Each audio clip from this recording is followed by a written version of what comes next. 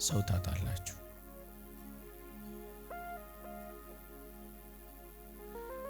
ትናንትናን ተሻግራችሁ ከመጣችሁ ትናንትናን ከረሳችሁት ትናንትናን አልፋችሁት እዚህ ጋር ከደረሳችሁ የዛሬዋን ደስታችሁን ለማጣጣም ሞክሩ እንጂ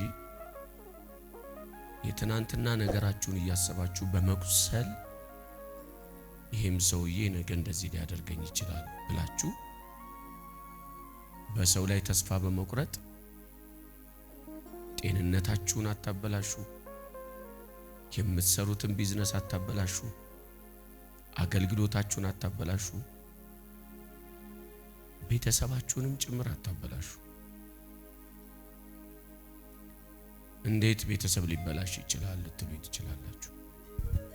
ከከፋችሁ ጥሩ ባህሪ ውስጣችሁ ከሌለ ሳትወዱ በግዳችሁ ከቤተሰቦቻችሁ ጋር ግጭት ትጀምራላችሁ።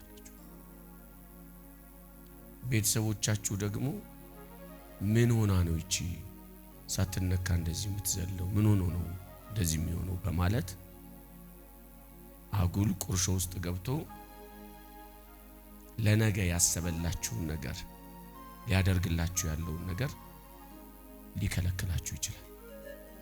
ሳትወዱ በግዱ ጦርነት ትጀምራላችሁ። ያን ጊዜ ከቤተሰብ ጋር ዱላ ትጀምራላችሁ። ምን አሳስቦ ነው የምታወራው ካላችሁኝ፣ ትናንት ያለፋችሁበትን ነገር መልሳችሁ ዛሬ አታምጡት። የተጎዳችሁበትም ይሁን ይጠቅመኛል ብላችሁ በጣም ለኔ አሪፍ ኦፖርቹኒቲ ነው ወይም ትልቅ እድል ነው ያመለጠኝ አምልጦኝ ነው እዚህ ጋር ያለሁት የምትሉ ወገኖች ካላችሁ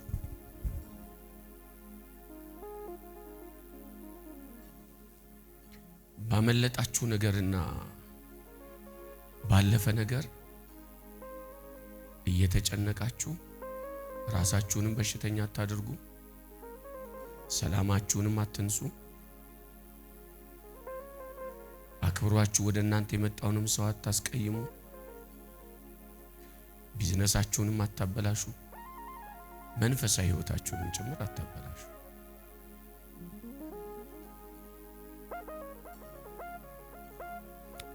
በቀል እግዚአብሔር ስለሆነ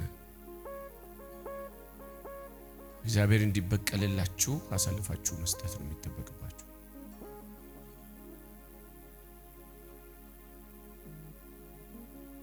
በተለይ ደግሞ ቁስሎቻችሁን የምታነሱ ከሆነ ቁርሾ ይዛችሁ የምትንቀሳቀሱ ከሆነ እርግጠኛ ነኝ አንድ ቀን ከሰውነት ክፍላችሁ አንዱ ተጎድቶ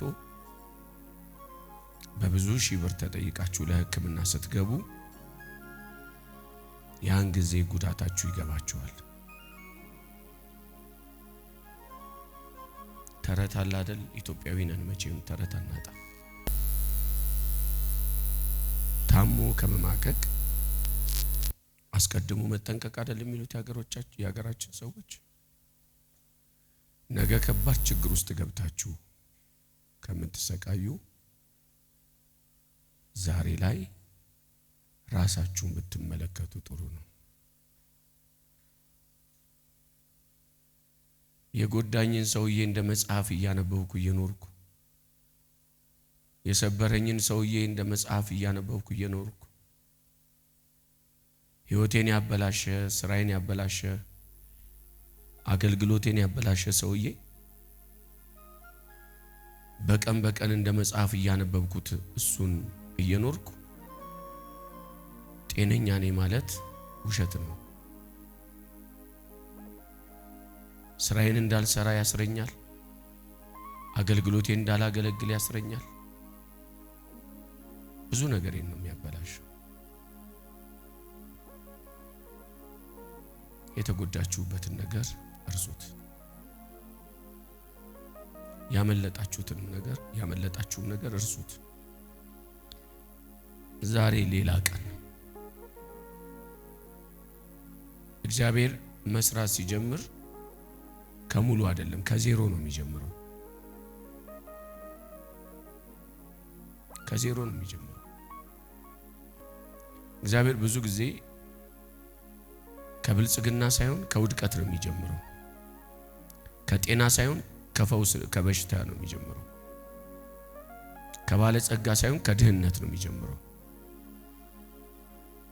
እግዚአብሔር ሊያደርግ ካሰበ ምንም ከሌለበት ቦታ ላይ ነው የሚጀምረው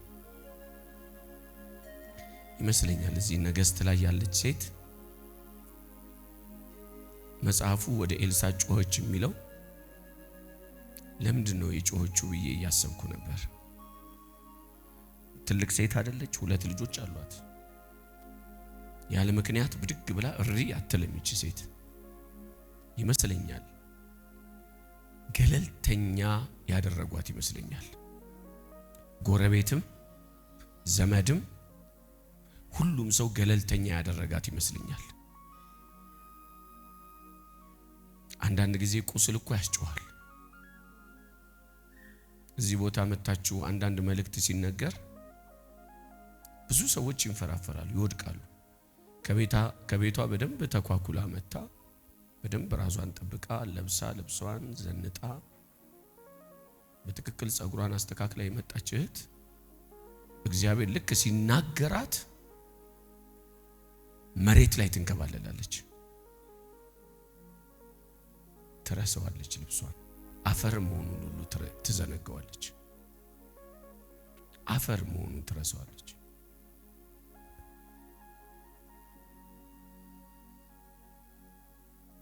ቁስል ሲነካ ያዘልላል። ለዛ ይመስለኛል እቺ ሴት በደንብ የጮኸችው። በጣም ስለተጎዳች ይመስለኛል መጮህ የጀመረችው።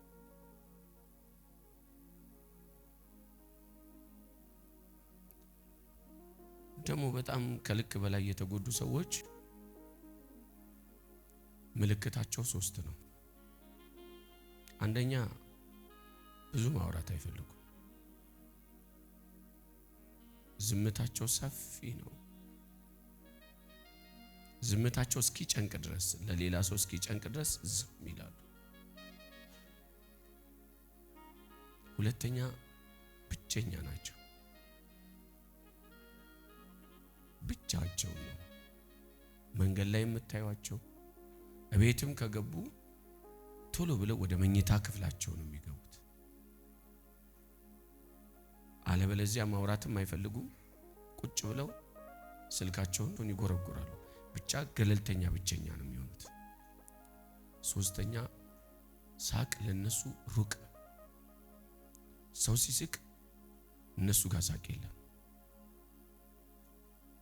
ያስታውቃሉ። በብዙ ሳቅ መካከል ብዙ ሰው እየሳቀ እነሱ ሲሪየስ ሆኖ ቁጭ ይላሉ ጸጥ ብለው። ነገሩን ማያስቅ ሆኖ ሳይሆን ጉዳታቸው ሳቃቸውን ስለነጠቃቸው ነው።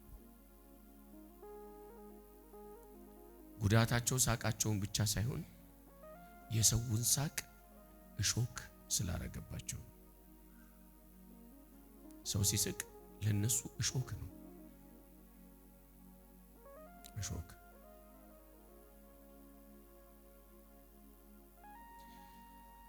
በተለይ ደግሞ በእግዚአብሔር ቤት ከርማችሁ መንፈሳዊ ነው ብላችሁ የእግዚአብሔር ፈቃድ አለበት ሐሳብ አለበት እግዚአብሔር እኛ ነው ብላችሁ ወስናችሁ ከእግዚአብሔር ጋር ነው ያለው ያላችሁት ሰውዬ ከጎዳችሁ የእግዚአብሔር ዓለም ጭምር ነው የሚጠፋባችሁ። መንፈሳዊ ዓለም ጭምር ነው የሚጠፋባችሁ። መንፈሳዊ ዓለም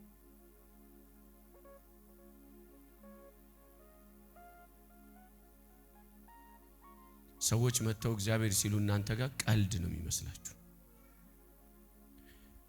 ለሰው ማማት ቢያቅታችሁ እግዚአብሔርን ለራሳችሁ ታሙታላችሁ። እግዚአብሔርን ምን አረገልኝ እግዚአብሔር ይሄው ለእናንተና መሳቂያ አድርጎ ሰጠኛ ትላላችሁ። እስቲ ቤታችሁ ስትገቡ ዝም ብላችሁ ኢዮብን አጥኑት።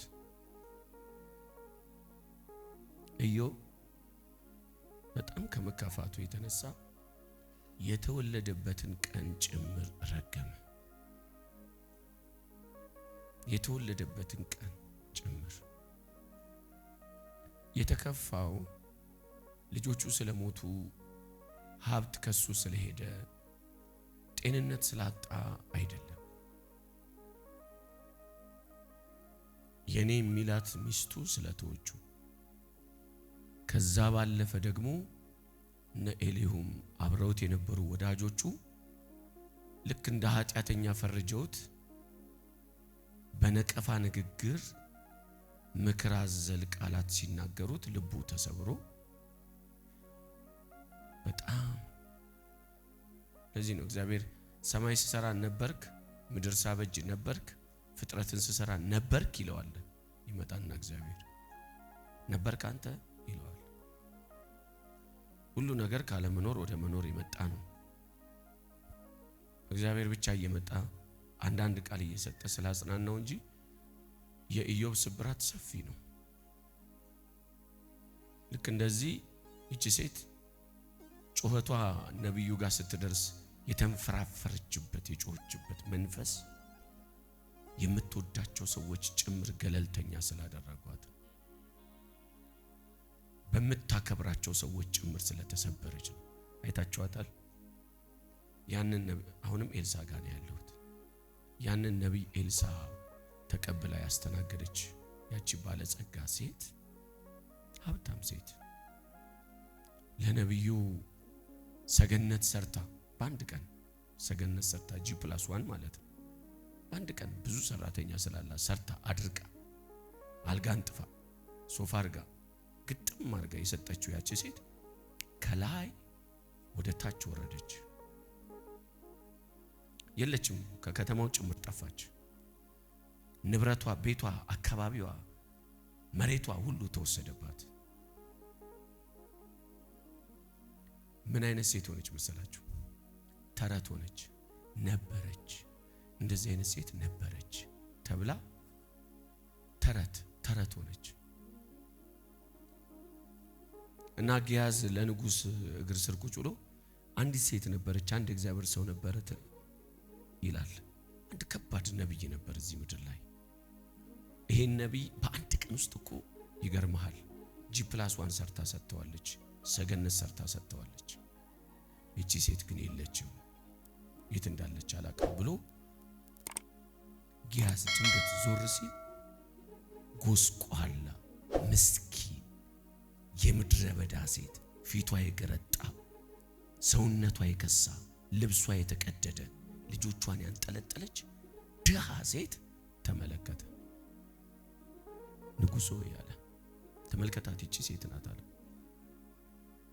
ምን እቺ ሴት ትናንት እንጀራ ታጎርስ የነበረች ሴት፣ ትናንት ታበላ የነበረች ሴት፣ ትናንት ለነብዩ G+1 ሰርታ የሰጠች ሰገነት የሰጠች አልጋ ያነጠፈች ሴት፣ ከእግዚአብሔር ደግሞ የቀመሰች ትንቢት ተነግሯት የተፈጸመላት፣ በነብዩ ትንቢት ወጥቶላት ወንድ ልጅ ትወልጃለሽ ተብላ ወንድ ልጅ የወለደች፣ አልፋ ደግሞ ሞቶባት ጭምር ልጇን በተአምራት ያስነሳች፣ የእግዚአብሔር ተአምራት በቤቷ የተሸከመች፣ በቤቷ የኖረላት፣ ፈውስ ብትል እስከ ሞት ያለ ነገር ያነሳላትን ክብር ያየች ሴት ናት። ተአምራት ትንቢት መፈጸም ብትል ለረጅም ዓመት ያልወለደች ማህፀኗ ዝግ የነበረች ሴት ወልዳ ያየች ሴት ናት። ሀብት ብትል በጣም የትየለሌ ነው ያላት። እርሻ ነበራት፣ ሰራተኞች ነበሯት። ምክንያቱም ልጇ በሞተ ጊዜ ለባሏ አንድ ሎሌና አንድ አህያ ወደኔ ትልቅ ዘንድ እጠይቃለሁ፣ አንድ ጉዳይ አለኝ፣ ወደ ከተማ ደርሼ ልመለስ ፈልጋለሁ ብላ ላከችበት ይላል። ምክንያቱም ምን አለ ማለት ነው? ሎሌ አለ ማለት ነው። ሰራተኛ አለ ማለት ነው። ብዙ ሰራተኛ አላት ማለት ነው። ሰራተኛ የነበራት ሴት ባዶ ሆና አያት፣ ጎስቋላ ሆና አገኛት። ያ ንጉስ ጠርቶ ሲጠይቃት ቁስል ነው ያወራችው። ቁስል ይሄ የምታየው ግዛት በሙሉ የኔ ነበር ትላለች። ይሄ እንዳለ የኔ ስፍራ ነበር ትላለች። እና ተወሰደብኝ፣ ተነጠቅኩ ትላለች። አሁን ልቧ የተሰበረ ሴት ነኝ ትላለች። ሌላ አንድ ሴት ልጨምርላችሁ። መታ በስሟ ሲጠሯት ስነ ስርዓት አድርጉ። እኔን ከዛሬ በኋላ ኑሐሚን አትበሉኝ፣ እኔ ማራ ነኝ፣ ማራ በሉኝ ትላለች። ሰው መቅረብ ያስጠላት ሴት ባሏን፣ ልጆቿን ሞት ነጥቋት፣ ኦርፋ ስማ ተለይታት፣ አንዲት ሩት የተከተለቻት የማታቃት የባዕድ ሀገር ሰው ተከትላት የባዕድ ሀገር ሰው እጅ ላይ ወድቃ ከዛች ከሩት እንጀራ እየበላች ምር ያላት ሴት እኔ ኑሐሚን አትበሉኝ ትላለች። ሩት በሉኝ፣ ልቧ የተሰበረባት ሴት ነኝ ትላለች። እዚሁ ክፍል እዚሁ እንደዚሁ መጽሐፍ ቅዱስ ላይ ብሉይ ኪዳን ላይ ሳሙኤል ላይ አንደኛ ሳሙኤል ላይ እኔ ትላለች ሐና ሰካራም አይደለሁም፣ ልቧ የተሰበረባት ሴት ነኝ ትላለች።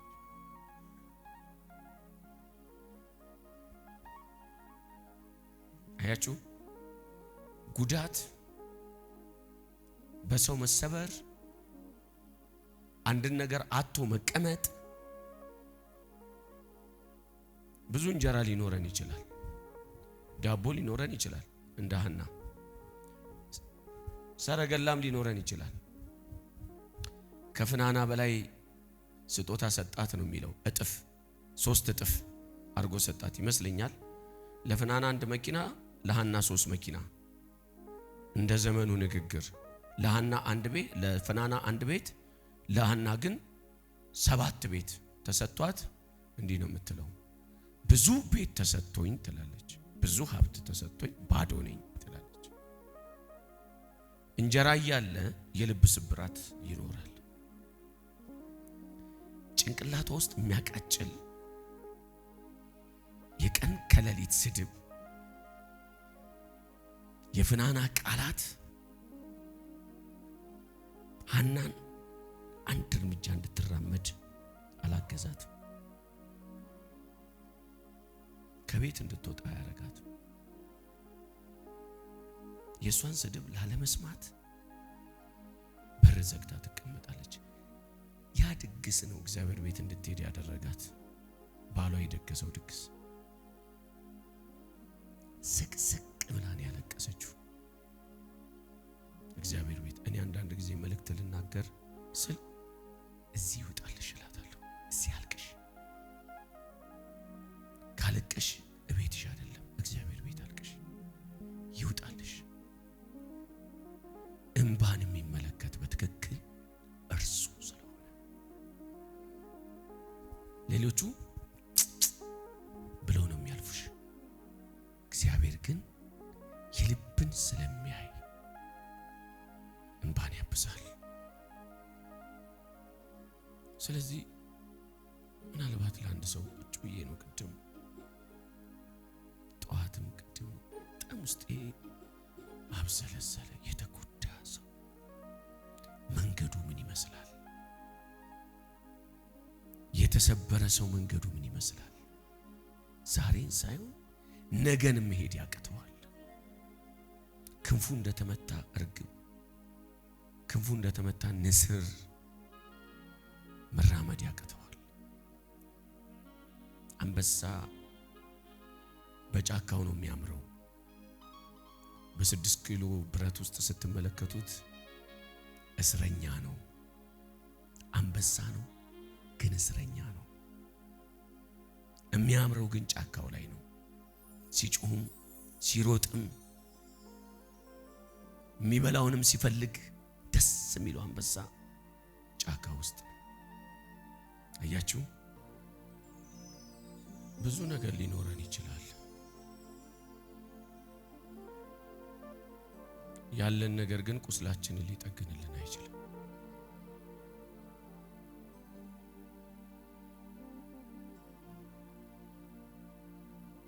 ብዙ እንጀራ፣ ብዙ ቤቶች፣ መሬቶች፣ ሀብቶች ሊኖሩን ይችላሉ።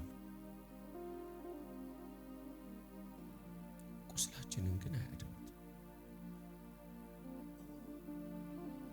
ገንዘቦቻችን ታይፎይድ፣ ታይፈስ የተባለውን በሽታ መድኃኒት ሊሰጡን ይችላሉ። አስፈላጊም ከሆነ ትልቅ የተባለውን በሽታ ማስታገሻም ሊሰጡ ይችላሉ ገዝተን። ገንዘቦቻችን ለጎናችን ማረፊያ የሆነውን አልጋ ሊገዛልን ይችላል። ከዚህ ሌላ ሀገር የምንሄድበትን መኪና ሊገዛልን ይችላል። መጠለያ ቤት ሊገዛልን ይችላል። የተሰበረ ልብ ግን ንጹህ ለማድረግ አዲስ ልብ አይገዛልን።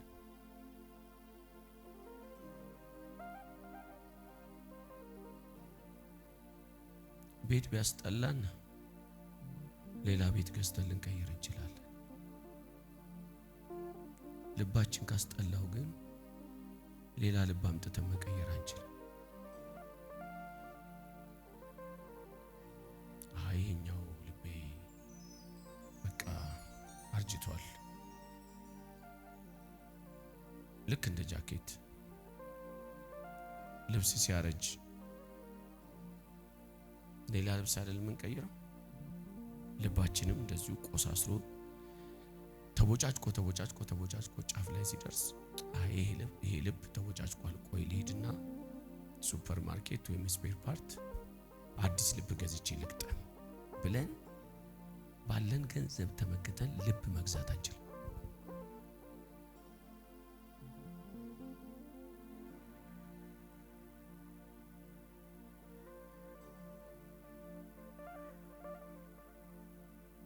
ለዚህ ነው ያዘነን የሚያጽናና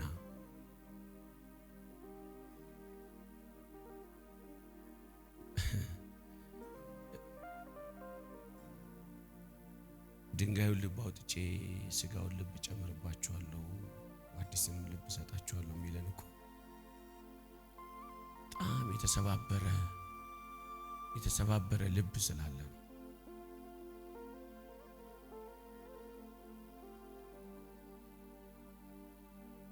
ወይኔ ይህን እኮ የዛሬ ዓመት ባላበላሸው ኖሮ ዛሬ እዚህ ጋር አልገኝም ነበር የምንል ሰዎች ያኔ እሺ ብል ኖሮ ብሰማ ኖሮ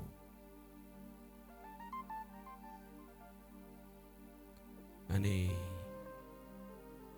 ከ10 እስከ 20 የሚሆኑ ሰዎች ይቅርታ የጠየኳቸው ሰዎች አሉ። 98 አካባቢ ላይ 2008 አካባቢ ላይ እንደመጣው አካባቢ ቁጭ አድርገው የመከሩኝ ሰዎች ነበሩ። መንፈሳዊ ነገር ብቻ ሳሯሩጥ የሚታየኝ የእግዚአብሔር ሐሳብ መድረክ ላይ ያለው እንቅስቃሴ ብቻ ስለሆነ ሌላው ነገር ሳይታየኝ ግን ስመከር አልሰማ ብዬ ዛሬ በዶማ መቆፈር ሳይሆን ይሄ ስካቫተር ነው የሚባለው፣ በስካቫተር በቆፍር አላገኘው። ያኔ ትንሽ ጫራ አድርጌ የማገኘውን ነገር ዛሬ በትልቅ ነገር ብዙ ቀን ወስጄ ረጅም ቀን ወስጄ ወራት ወስጄ በቆፍር ያኔ የጠፋብኝን ነገር ዛሬ ማግኘት አልችልም፣ አላገኘው። የተበላሸብኝ ነገር ላይ ቆሜ ያልተበላሸ ነገር እንዳለ በማሰብ ከትናንትናው የተሻለ ባይሆንም ማኖር የሚችል ነገር ካለ እሱን ጨብጬ እየተጓዝኩ የትናንትናው ለብዙ ይተርፍ ነበር። የዛሬው ግን ለኔ ከበቃኝ ከመሞት መሰንበት ይሻላልና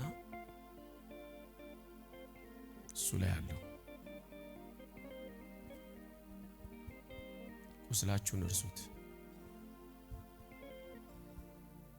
ያመለጣችሁንም እድል እርሱት። አለበለዚያ ጉዳተኛ ነው የምትሆኑት፣ ዋጋ ትከፍላላችሁ። ከጤንነታችሁ እስከ መንፈሳዊ ህይወታችሁ ድረስ ታጡታላችሁ። አልፏል በቃ።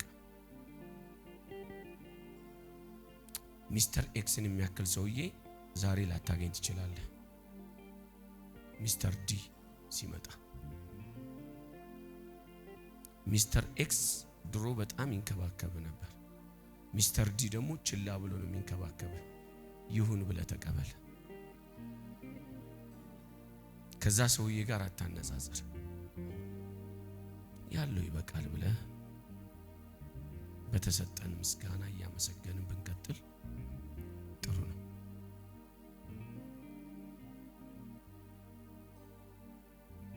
ጥሩ ነው።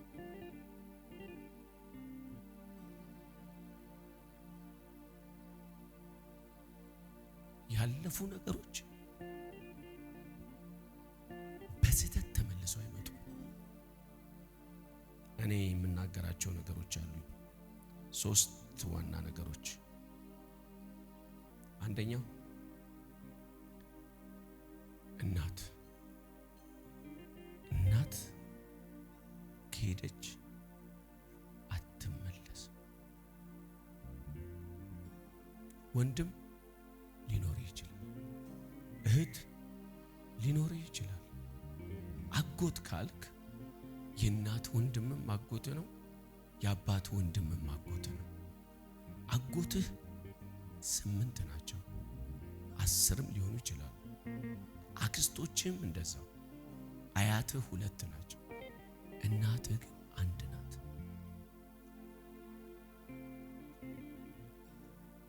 ለምንድን ነው እግዚአብሔር እናትና አባትን አክብር ብሎ የሚጽፈው እያስባለሁ።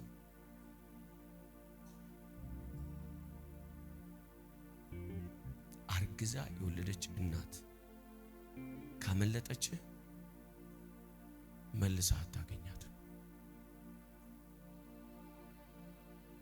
በየትኛው መንገድ ብትሮጥ አታገኛት።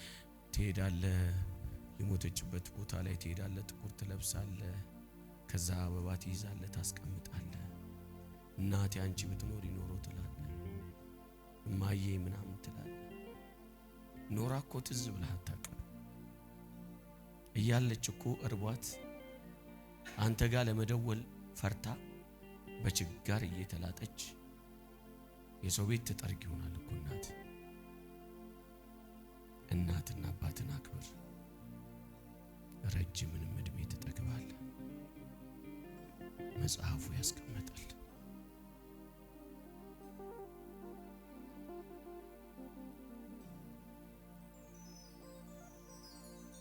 እናት ጎጆ ናት። ልክ እንደዚሁ ቤተክርስቲያን ማለት ነው። ቤተክርስቲያንህን ካጣሃት ሌላዋ ቤተክርስቲያን እንደ መጀመሪያዋ ቤተክርስቲያን ትሆነኛለች ብለህ እንዳትገምት፣ እንዳታስብ። አንዴ ካጣሃት ቸርችህን ሁለተኛ ቦታ ላይ የምትሄደው ቸርች ላይ ትሰቃይበታለህ እንጂ አትድንበትም። ይችኛዋ ግን የሚመር ነገርም እያላትም ቢሆን የምታጎርስ ነገር አለ። እናት ካለፈች አለፈች። ሁለተኛ እድሜ ከሄደ አትመልሰውም።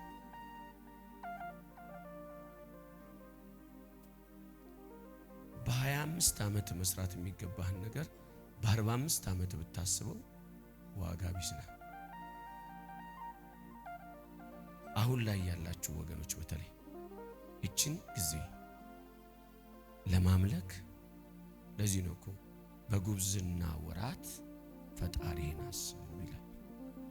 መጽሐፍ ቅዱስ። ለማምለክ ጭምር እግዚአብሔርን ለማሰብ ጭምር በጉብዝና ወራት ነው። በሽምግልና ወራት እግዚአብሔርን ለማሰብ ይከብዳል። በሽምግልና ወራት የምታስበው ከመፈወስ ጋር ኩላሊት፣ ስኳር፣ ደም ግፊት ያለብህን በሽታዎች ከመፈወስ ጋር እንጂ ከማምለክ ጋር አታስብ። እና ከመመረቅ ከዛ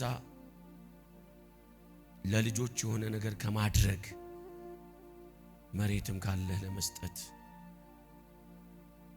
ለመምከር ይህንን ነው የምታስበው እንጂ እግዚአብሔርን በፍጹም ልብ በፍጹም ነፍስ እግዚአብሔርን ለማመስገን በእውነትና በመንፈስ ሆኖ ለማምለክ ትቸገራለህ።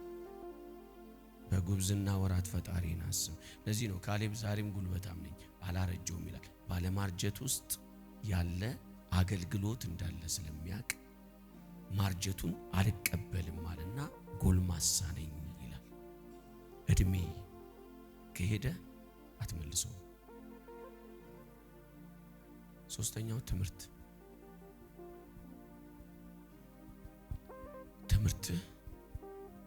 እየተማርክ ባለህበት ሰዓት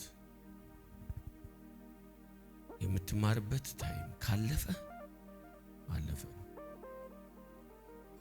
በልጅነት መማር የሚገባህን ነገር አልማር ብለህ መቼም በ30 ዓመትህ 4ኛ ክፍል ገብተህ አትማር። 4ኛ ክፍል አቋርጠ። ስማቸውን መጥቀስ አልፈልግም።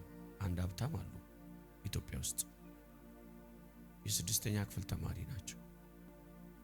ግን ቢሊየነር ነው፣ ሀብታም ባለፎቅ፣ በጣም ሀብታም ግን እውቀት የለውም።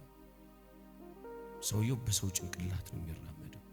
ሀብት ከየት ካመጣ ካልከኝ አህያ ይሸጥ ነበር፣ በሬ ይሸጥ ነበር፣ እንቁላል ይሸጥ ነበር።